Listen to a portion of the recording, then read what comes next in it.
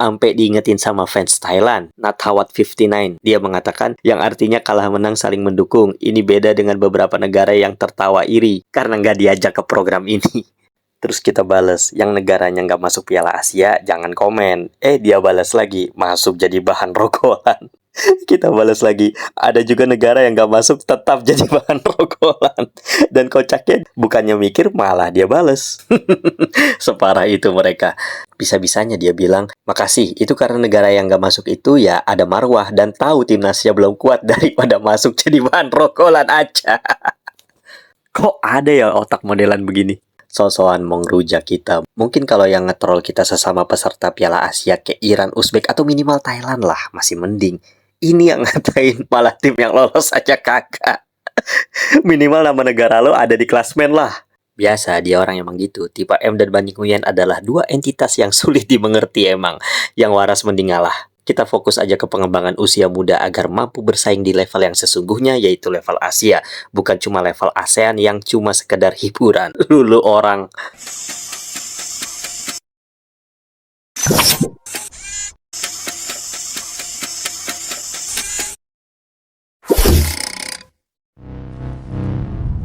Hola, salam fans Garuda. Kali ini kita akan bahas dua topik sekaligus. Yang pertama adalah pertandingan El Clasico di Liga 1 di mana Persija nggak jadi menang setelah ditahan Persib 2-2. Di mana kalau kita tonton pertandingan tersebut berjalan lumayan seru. Persija justru unggul 2 gol lebih dulu lewat bola muntah hasil heading Hansa Muyama yang disabar langsung oleh Gustavo Almeida di menit ke-33. Dan kemudian Firsa Andika menggandakan keunggulan tim ibu kota setelah menerima umpan parkir dalam kotak penalti Persib dari Marco Simic yang sukses merobek pojok gawang Kevin Ray Mendoza. Sehingga babak pertama Persija unggul dengan skor 2-0. Entah apa yang terjadi di dalam ruang ganti. Soalnya, setelah turun minum babak pertama, kayaknya para pemain Persib pada kena tampol Bojan Hondak yang hasilnya 2 gol mampu disamakan Persib lewat tembakan Nick Kuipers yang bikin Andri Tani kelihatan bapuk dari luar kotak penalti di menit ke-52 yang kemudian disusul cungkilan jenius dari David da Silva pada menit ke-70 yang memaksa tim tuan rumah batal menang. Hasil ini tetap bikin Persib kedinginan di puncak sementara dengan 50 poin. Sementara Persija masih ketahan di posisi keempat klasmen sementara dengan 40 poin. Saya harap kalau bola kita mau maju ke depannya setiap derby apapun, sebisa mungkin apapun hasilnya, saling tahan diri, jangan saling provokasi dan jangan saling terprovokasi. Ya saya paham sekalipun yang namanya rivalitas pasti tensinya selalu tinggi. Tapi ya tetap kita harus tetap under control pada diri kita masing-masing. Bukan berarti mentang-mentang tensi lagi tinggi kita dibenarkan untuk saling menyakiti apalagi sampai nyentuh fisik. Ingat biar gimana pun mereka masih manusia dan masih ada hak untuk hidup. Jangan sampai seenaknya kita main renggut hak hidup mereka hanya karena pelampiasan emosi semata. Kalaupun yang datang itu misalnya supporter dari luar negeri, dari negara tetangga, jiran sebelah misalnya, yang kita juga punya rivalitas tinggi, apakah kita dibenarkan untuk menyakiti mereka? Kan enggak. Karena apa? Timnas kita taruhannya. Begitu juga di level klub. Apalagi ini sesama bangsa sendiri. Kalau kita berulah, kita sih enak-enakan ngeluapin emosi kita. Tapi kan yang kena denda adalah klub kita. Dan yang rugi adalah kita sendiri nantinya. Belum lagi para pemain kita. Itu loh, jadi pikiran kita harus panjang, harus dewasa ke depannya. Bukan saya sok bijak, tapi ini demi kepentingan bersama, demi nasib timnas kita gitu loh. Demi kelanjutan industri sepak bola kita juga. Sebagaimana kita mau dihargai ketika kita lagi cari nafkah, hargai juga industri mereka. Hargai juga orang-orang yang menggantungkan kehidupannya di sepak bola. Harusnya tanpa diingetin, tahu sendirilah siapa aja yang menggantungkan dirinya di dalam sepak bola. Itu banyak banget. Soalnya bukannya apa. Bicara sepak bola ini bukan bicara permainan, bukan bicara kepuasan. Tapi ini bicara industri. Banyak yang menggantungkan hidupnya di sana. Ini adalah mata pencarian banyak orang ya. Jadi harus kita jaga, harus kita lindungi. Sebagaimana kita juga mau dijaga hak-haknya. Jangan sampai mereka kehilangan mata pencariannya hanya karena ulah pelampiasan kita sendiri. Jadi harus saling menjaga diri masing-masing. Makanya saya sangat menyayangkan kejadian tadi sore di mana banyak keributan setelah hasil 2-2 ini. Karena kenapa? Ya, jujur aja kita ini lagi dipantau FIFA. Kita ini lagi dilihat transformasi sepak bolanya. Kalau sampai ada hal-hal yang tidak diinginkan, nanti timnas kita taruhannya. Karena bayang-bayang Bennett itu nyata dari FIFA dan kita sudah pernah merasakannya. Baiklah, biar gimana pun saya ucapkan selamat dan terima kasih untuk kedua tim yang telah menyuguhkan tontonan menarik di sela-sela nunggu pertandingan timnas U20 yang hari-hari makin kesini makin bikin kita semua makan hati.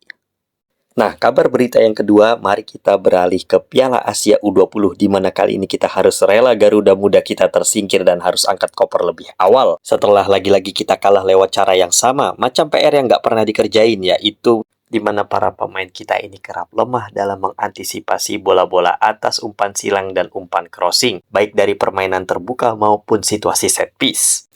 Padahal awalnya di babak pertama kita mulai sedikit ada peningkatan dalam permainan, hanya saja secara kualitas dan teknik permainan nampak jelas. Gap antara kita kelihatan masih jauh banget sama si juara bertahan, Timnas Uzbekistan. Kelihatan Indonesia lebih bermain menunggu para pemain Uzbekistan dengan leluasa ngacak-ngacak kita. Sebenarnya di babak pertama kita mengimbangi permainan lawan. Terbukti di samping gol heading Mukhadali Urinboev yang ia terima dari hasil umpan crossing temannya di menit ke-21. Mereka beberapa kali kesulitan mendekati sepertiga pertahanan kita, yang artinya pertahanan kita ini lumayan solid, kuat selain kelemahan di antisipasi umpan silang. Di babak pertama nih sempat rame setelah gol pertama kapten mereka itu langsung direspon cepat oleh anak-anak Garuda Muda lewat penetrasi Marcelinus Amaola yang melakukan through pass ke Jens Reven yang berhasil diselesaikan lewat insting predatornya di menit ke-23. Ya, setidaknya kita bisa nahan mereka satu babak yang entah evaluasi macam apa yang udah dilakuin mereka sampai-sampai baru juga RCTI kelar nyepam iklan yang sering banget bikin kita nggak sempet lihat peluit dimulainya pertandingan babak kedua, tiba-tiba udah ada kejutan gol cepat yang bersarang ke gawang Ikram Al-Ghifari, di mana gol kedua mereka lahir di menit ke-47 lewat syuting keras Abdugafur Haidarov. Inilah level Asia, lengah dikit kita akan dihukum. Andai nggak ada gol cepat ini, mungkin timnas kita masih bisa ngelawan dengan konsentrasi penuh. Tapi sayangnya gol cepat inilah yang menjatuhkan mental para pemain hingga hilang fokus sampai-sampai para pemain kita ini sering ngebiarin mereka seenaknya ngobrak-ngabrik pertahanan kita. Di menit ke-63 lagi-lagi Uzbek menjebol gawang Ikram Al-Ghifari lewat situasi set piece yang merupakan momok PR lawas kita yang selalu aja gagal dalam mengantisipasi crossing bola-bola atas dari lawan. Padahal aslinya perbedaan postur harusnya tidak menjadi masalah. Karena kalau kita lihat, lawan kita ini nggak beda jauh tingginya sama kita. Tapi timing mereka yang tepat dan kita sulit belajar untuk menyesuaikan timing dalam mengantisipasi bola-bola atas ini. Dengan kegagalan ini kita harus beresin koper lebih cepat, melupakan tiket ke Chile, dan maksimalkan laga terakhir lawan Yaman. Meski udah nggak menentukan, seenggaknya kita harus tetap serius di pertandingan terakhir. Karena kenapa? Beberapa dari anak-anak ini berpotensi ada yang naik ke tim U22 persiapan SEA Games di Bangkok pada April tahun ini. Dengan hasil ini, kita finish di tempat ketiga grup C karena Yaman habis digengbeng habis-habisan 6 gol tanpa balas oleh Iran, sehingga defisit kebobolannya masih lebih parah daripada kita. Seriusan, mentang-mentang udah tersingkir bukan berarti kita main-main di match terakhir. Seenggaknya jangan sampai kita cuma bawa telur ceplok kayak tetangga sebelah tiap kali jadi badut di Piala Asia. Abis kalau udah kayak gini mau nyalain siapa lagi? Mau nyalain pemain? Lo orang kapasitas mereka aja pas-pasan. Seenggaknya mereka udah berjuang semaksimal mungkin mati-matian di lapangan sesuai kapasitasnya. Dan asli yang namanya main bola itu emang nggak mudah kecuali buat kita yang nonton doang. Mau nyalain pelatih yang miskin taktik percuma, emang kualitasnya udah mentok segitu-gitunya doang. Maklum level Asia nih, beda sama level ASEAN.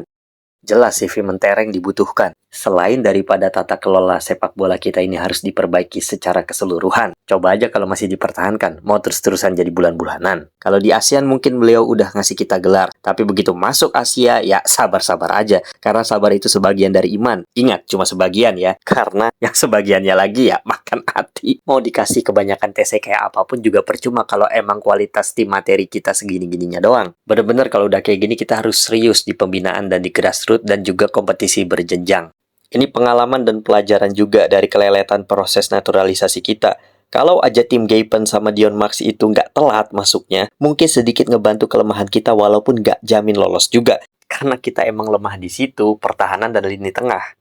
Nah, kalau udah kayak gini biasanya ada penunggu goa yang keluar dari habitatnya cuma buat hibur diri ngetawain kita. Maklum namanya juga goa mana ada kaca. Yang pertama kita baca komen dari Bani Nguyen, di mana dia mengatakan target lolos Piala Dunia dengan bahasa Vietnamnya itu. Kalau tadi komenan dari Bani Nguyen, sekarang yang ini dari Bani Sarapan Pagi, tetangga sebelah yang nggak pernah tahu diri. Seenaknya dia bilang kita balas di Liga Dangdut Aib ASEAN. Mendonia sedang menyambut era kegelapan.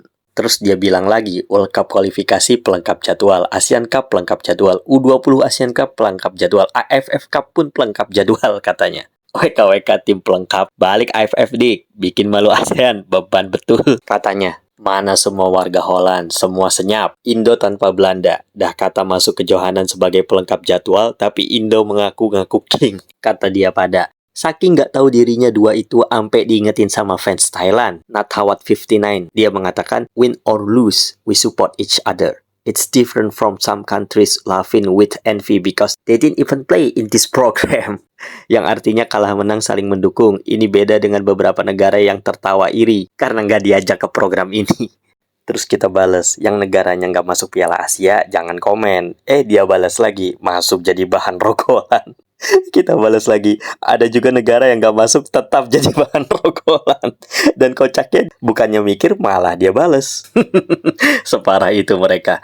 Bisa-bisanya dia bilang, makasih, itu karena negara yang nggak masuk itu ya ada marwah dan tahu timnasnya belum kuat daripada masuk jadi bahan rokokan aja. Kok ada ya otak modelan begini? So-soan mau ngerujak kita. Mungkin kalau yang ngetrol kita sesama peserta Piala Asia kayak Iran, Uzbek, atau minimal Thailand lah, masih mending. Ini yang ngatain malah tim yang lolos aja kagak. Minimal nama negara lo ada di klasmen lah. Biasa dia orang emang gitu. Tipe M dan Ban Nguyen adalah dua entitas yang sulit dimengerti emang. Yang waras mending ngalah. Kita fokus aja ke pengembangan usia muda agar mampu bersaing di level yang sesungguhnya, yaitu level Asia. Bukan cuma level ASEAN yang cuma sekedar hiburan. Lulu orang. Sampai di sini kebersamaan kita dalam membahas akhir dari nasib Garuda Muda yang terpaksa harus angkat koper lebih awal dari Piala Asia U20. Dengan pencapaian ini, walaupun kita seandainya menang besok lawan Yaman, artinya kita cuma dapat 3 poin doang, sementara edisi sebelumnya berhasil dapat 4 poin. Terima kasih telah menonton, dan seperti biasa, di bawah. I'll see you in the next video.